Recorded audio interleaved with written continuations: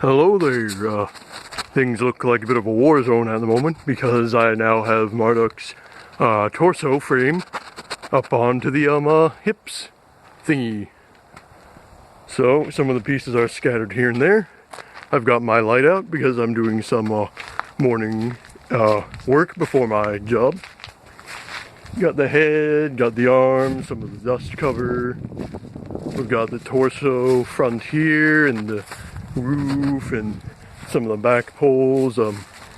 Yes, that says Mountain Dew. I got a few bits of lumber from a old pizza place slash mini golf that was closing down, and they were tearing out all the stuff.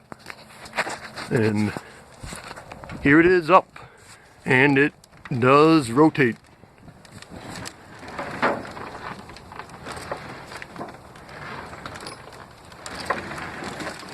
Now the plan is to put the big linear actuator probably somewhere right around in here so it can move back and forth.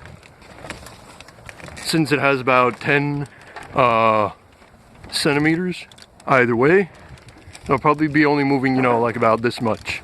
But still, that's considerable.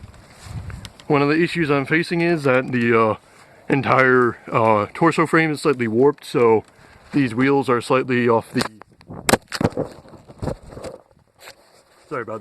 off the surface.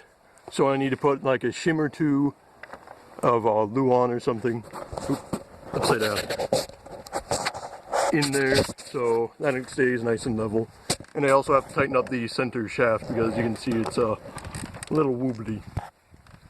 But hopefully I'll be able to put the rest of the torso back on within the next few days, make this place look like a bit less of a war zone.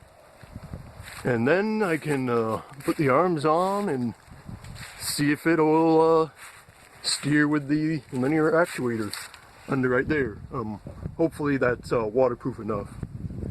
So I'm probably going to get some more garbage bags to give it a dust cover. But that is all for today. So until next time, bye bye.